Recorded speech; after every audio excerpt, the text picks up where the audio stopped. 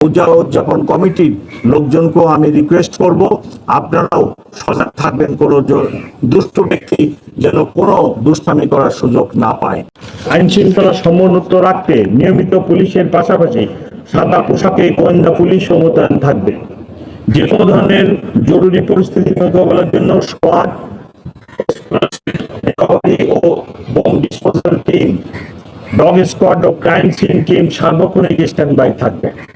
প্রতিটি মণ্ডপে পুলিশের পাশাপাশি স্বেচ্ছাসেবক নিয়োজিত থাকবেন। গুরুত্বপূর্ণ মণ্ডপ সমূহের প্রবেশ পথে 15টি আশ্রয় স্থাপন করা হবে এবং প্রয়োজনে মেটাল ডিটেক্টর দিয়ে তল্লাশি করা হবে। এছাড়া সিসি ক্যামেরার মাধ্যমে মণ্ডপের আশেপাশে পুলিশি নজরদারি থাকবে। সমাজ কল্যাণ মন্ত্রণালয় থেকে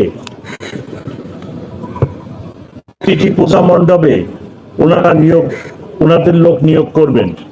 আমি পূজা উদযাপন কমিটির যে নেতৃবৃন্দ এখানে আছেন, আমি ওনাদেরকে রিকোয়েস্ট করব, সমাজ কল্যাণ মন্ত্রণালয়ের ওই সকল ব্যক্তি নিয়োজিত হয় কিনা সেটা আমাদেরকে জানাবেন বা আমাদের স্বরাষ্ট্র উপদেষ্টা মহোদয়কে জানাবেন, কারণ ওনাদের ব্যাপক সংখ্যক লোক এইবার নিয়োগ করা হবে পূজা মণ্ডপগুলোতে।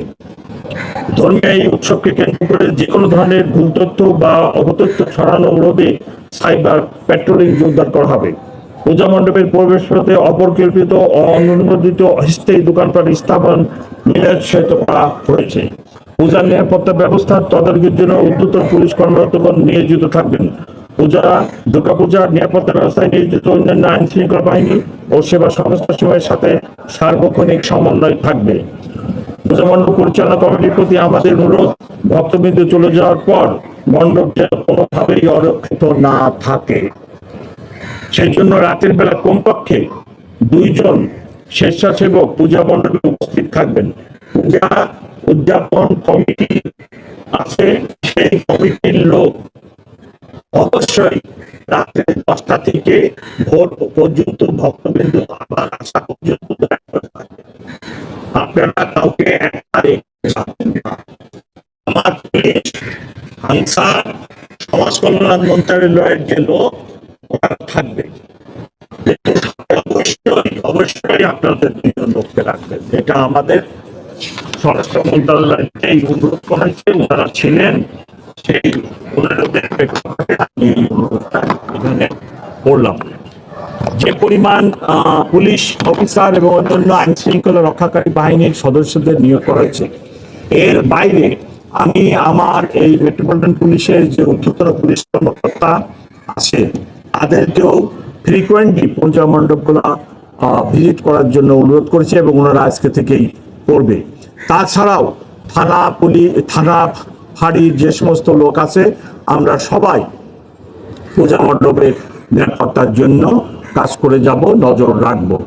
আমি আশা করি গত বছর পট পরিবর্তনের পর যে পরিবেশ ছিল তখন আইন শৃঙ্খলা রক্ষাকারী বাহিনী মনোবল এত ভালো ছিল না, নানা জটিলতা ছিল।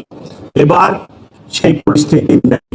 এবার আইন শৃঙ্খলা রক্ষাকারী বাহিনীর লোকজন, বিশেষ করে ঢাকা মেট্রোপলিটন পুলিশের সদস্যবৃন্দ সুসংগঠিত হয়ে গেছে। আমরা কাজ করতেছি এবং কোন রকম কোনো সমস্যা হবে না। আমি আশা করি নিরাপত্তাজনিত কোনো ঘটনা ঘটবে না। তবে সবসময় দুষ্কৃতিকারী থাকে, সব সমাজেই থাকে, সব দেশেই থাকে। সেই দুষ্কৃতিকারীদের হাত থেকে আমাদের এই উৎসব যাতে সুরক্ষিত হয়, তারা যাতে কোনো রকম কুমতলব বাস্তবায়ন করতে না পারে, তার জন্য আমাদের যেরকম সজাগ থাকতে হবে, তেমনি পূজা উদযাপন কমিটির লোকজনকেও আমি রিকোয়েস্ট করব, আপনারাও সজাগ থাকবেন, কোনো দুষ্ট ব্যক্তি যেন কোনো দুষ্টামি করার সুযোগ না পায়।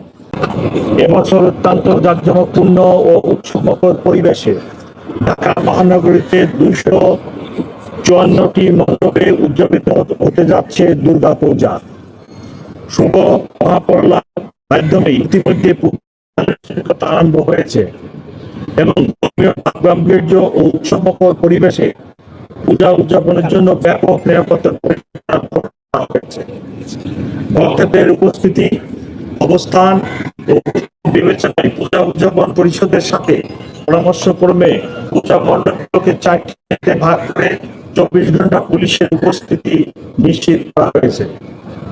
পূজা মণ্ডপগুলোর শ্রেণী মোতাবেক প্রত্যেকটি মণ্ডপে পুলিশ ও আনসার মিলিয়ে ন্যূনতম 11 জন থেকে 50 জন পর্যন্ত নিরাপত্তা বাহিনীর সদস্য মোতায়েন আছে। স্ব এলাকায় নিয়মিত টহল ও চেকপোস্টের বাইরে পূজা মণ্ডপ কেন্দ্রিক প্রায় সদস্য মোতায়েন থাকবে।